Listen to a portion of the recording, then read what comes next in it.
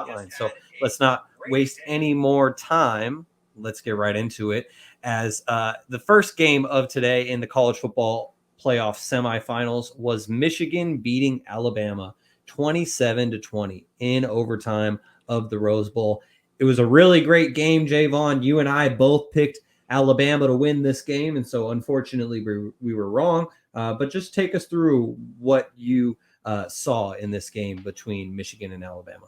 I kind of expected this game to be lower scoring. Overtime helped the point total a little bit more than I thought it would be. But um, early on in the game, Michigan's like sole purpose was to heat up Jalen Milroe every single chance that they got, and it showed earlier. I believe in the first half Michigan got 5 sacks, and this was more of a defensive battle. I'd say for 3.5 quarters for the most part. And then kind of just at the end, we kind of saw. I knew that the game plan. I said this last week on the podcast that Michigan's game plan was going to try to get Blake Corum involved in any shape or fashion. Whether that's in obviously he's going to get involved in the run game, but we saw him in the passing game a little bit too, being able to catch swing routes out of the backfield and be effective. So Jalen Milroe for the most part of the game. I don't think in the beginning they weren't really able to use his legs as much. I thought that just them being able to, or Michigan kind of being able to just blitz and rush the passer fairly well, and limiting Jalen Milroe to only two completions for the better part of the first half. Kind of just toward the end, I thought Bama could have tried to get Jermaine Burton involved a little bit more earlier. I thought Chase McLaughlin got a little bit. I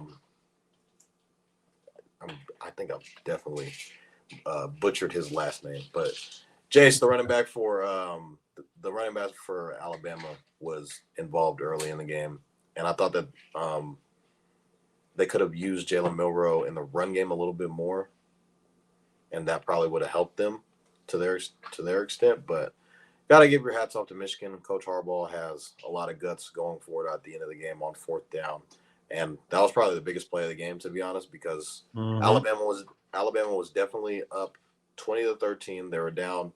It was 4th and 2, and they were on their side of the field, and Corum turns that swing route into like a 35-yard gain, and they get all the way down, and ultimately end up scoring. And damn near had a chance at the end, but the muff punt kind of screwed them, and that almost could have ended it right there with the safety almost being had at the end of the game. And ultimately, the game ends up going into overtime. Alabama defers to Michigan. Michigan comes right out, punches them in the face, and says, "Hey, what are you going to do?" I just thought there were some questionable play calls at the end for Alabama. I don't think they gave Milroe that many chance. I feel like they could have gave him a little bit better chance. He had the solid run in overtime to kind of set them up for first and goal, but the goal line plays were just kind of like, what the fuck. The final play was supposed to be a swing route to the running back, Chase, or Shaun can probably look up his last name for me real quick. It was Talking supposed about to be McLaughlin. McClellan. There we go. McCullen. Okay. Yeah, You had Chase the McClellan. make part right. Yeah, Chase McClellan. So it was supposed to be a swing route. Both of the receivers on the side they were supposed to throw the ball to were matched up on two cornerbacks, and they were supposed to block downfield for him. It was set up pretty nice, but it looks like that Milroe kind of fumbled the snap. He kind of was dealing with bad snaps the entire game, and I feel like the bad snap kind of hindered him from being able to get the swing route out on time.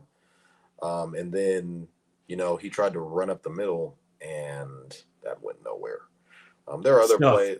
There are other angles where people were saying that he was supposed to follow his guard. That was a designed run. I think it was probably an RPO. So he had the chance to throw the swing route to McCullen on the fourth down play, or he could have ran it. But you got to give hats off to Milroe, or not to Milroe, to JJ McCarthy. His numbers were okay. He did throw for 3 touchdowns. You got to give him credit where credit is due. I don't think that he was the reason. He made some key plays, but he got really stagnant in the third quarter. I thought Michigan's defense was very outstanding today, and kind of was, I feel like, was the MVP of the day, being able to Mm-hmm. create 5 sacks on Jalen Milroe, and pretty much all drive killers those sacks are. And we even heard Coach Saban say that at his post half interview when he was going into halftime. He said that. Mm-hmm. So got to give it the hats off to Michigan. The over somehow hits in this game, which is pretty crazy. But Michigan, they did what they were supposed to do. They ran the ball well. That's kind of what's been their MO the entire season. Is the run game is going to take them places that could possibly be the national championship game. And your quarterback really just has to make a couple of key third down conversions, hit a couple of crossing routes here, hit like the huge fourth down play that he had was a big chunk of his yards, I'd say. I wouldn't say the majority of his yards, but he was hitting a lot of key crossing routes.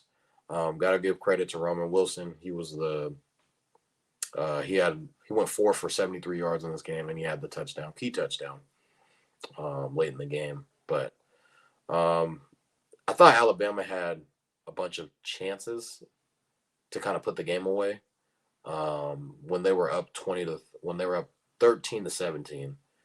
They had a chance to, instead of going to kick the field goal, they were sacked on that third down play that kind of kept the game within reach, and Michigan ended up marching down the field. And we kind of saw throughout the game Michigan respond. So when Alabama went up 7-0, Michigan came down and scored a touchdown kind of on the next drive, because early in the game, literally the first play of the game, McCarthy throws a pick, but Caleb Downs steps out of bounds right before he catches a pick, and so it's illegal touching, and so that kind of nullifies the interception. But the special teams wasn't really that good, I'd say, kind of on both sides. You had muff punts here and there, some questionable kick returns that maybe shouldn't have been returned. But Michigan, I'd say, didn't really hold their end of the bargain on. They had a bunch of miscues on special teams, but Alabama, their kicker should definitely be singing their praises, because he stepped up in big moments, hit multiple 50-yard field goals to give his team a chance to win. But all in all, I feel like, pretty much the whole nation was on Alabama, even though they were underdogs. I think a lot of people were betting on Nick Saban to kind of come out. Roll Tide. Yeah, including myself, to kind of come out on top. But I thought Michigan had better players, and that's saying a lot, because usually Alabama, on any given Saturday, usually has the better team and better coach. So for Michigan to kind of come out and play the way that they did, I thought Michigan had better players on defense and on offense, and it showed today, and Michigan was able to come out on top. Yeah, for most of this game, I thought that special teams was going to be the difference in this game. As you highlighted, the Alabama kicker had 2 50-plus yard field goals in this game.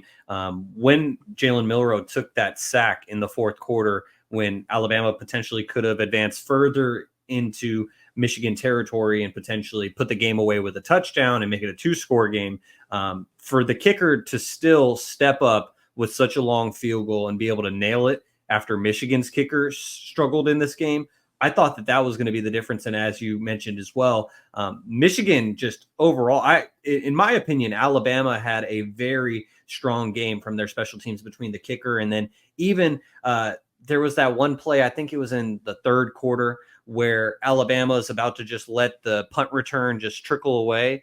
And then it like brushes up against a defender's ankle, and the returner had the awareness to dive right on the ball, because it could have easily been Michigan ball. And so I thought that special teams was going to be the difference in this game. And for the most part, this game went exactly how I expected it to. Michigan came out, punched him in the mouth. Alabama hung in there. And the thing that I kept saying to my friend Keith, who's a Michigan fan, and he was going crazy throughout this entire game, is the fact that Michigan seemed to dominate the time of possession. And for the most part, this game, for arguably the first 2.5 quarters at least, but yet they were only up 3 for most of it until Alabama goes up 17-13 and then 20-13. But what I did not expect in this game is how Michigan was able to be resilient and JJ McCarthy was able to lead them on that late fourth quarter drive. As you mentioned, the play of the game has to be when Harbaugh goes for it on fourth down in his own territory, 3 minutes left, because there is no guarantee that they get the ball back at that point. And so for Harbaugh to have the cojones to be able to do that, props to him. As 49ers fans and for me as an Ohio State fan as well, I don't necessarily love Jim Harbaugh anymore, but you got to give the man credit where it's due, and also give credit to JJ McCarthy. Give credit to Wilson is the name of the receiver for Michigan that made the play Wilson, late. Yeah, Roman Wilson, who's from Hawaii. He made that great play late in the game and kind of redeemed himself. And so props to him for coming up big after having a very quiet game. Alabama did a very good job of limiting Michigan's playmakers in this game up until super late in the game when they obviously tied it. And then in overtime, I was just really impressed. Like, as an Ohio State fan, I'm going to talk a lot of shit about Michigan. It's hard for me to even give props to the team up north, but this is a sports podcast. I'm going to tell it how I see it. And I was genuinely impressed by how they were able to push through in that fourth quarter to not only tie the game, but once they got it into overtime, Blake Corum said after the game that he was talking to his guys and he was saying, if we just go and tie this game, I know we're going to win it in overtime. It's not we think we're going to win in overtime. I know we're going to win in overtime. Michigan, they came right down the field. It looked like they scored so easily in overtime.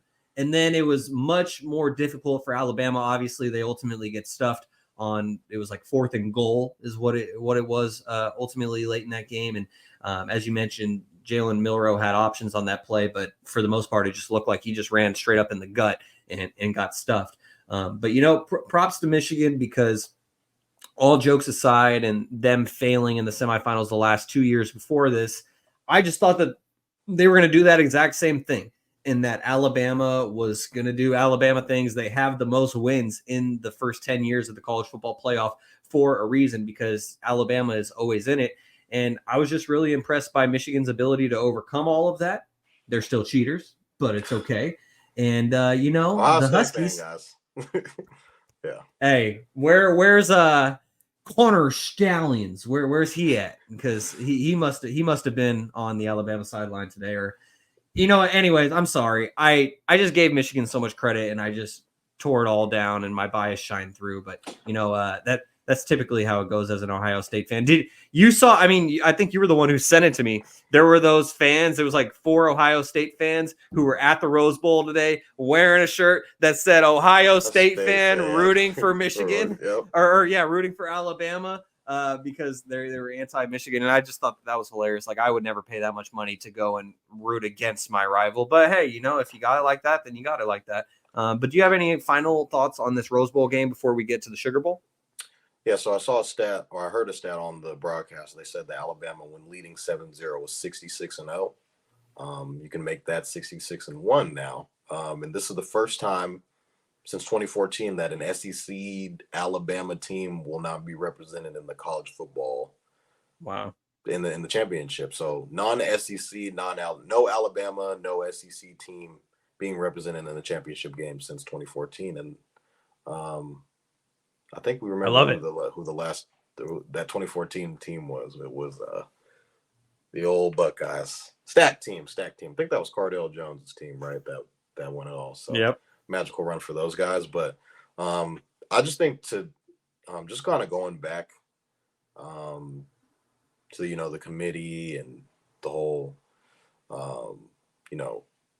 playoff selection and kind of how that went. I thought for the most part these games today came down literally to the last play, and you really couldn't ask for any better. There are some arguments still kind of being made out there, not for Florida State, because Florida State got absolutely obliterated. Maybe we might get into that a little bit later, but you could have made a case for Georgia, kind of. They probably can play. This is why I love the 12-team playoff, because this will kind of eliminate everything that we're kind of talking about right now. But I believe that Georgia could have played with either of these teams today. Just going back on looking at bowl season and everybody that's kind of been playing, that was, in that mix of top four seed. I feel like the only team that really could have hung with any of these teams today would have probably been Georgia. And yeah, it was just a hell of a day. Hell of a games were absolutely. I know the 12-team playoff is going to make it even better because you're going to get home games for these schools.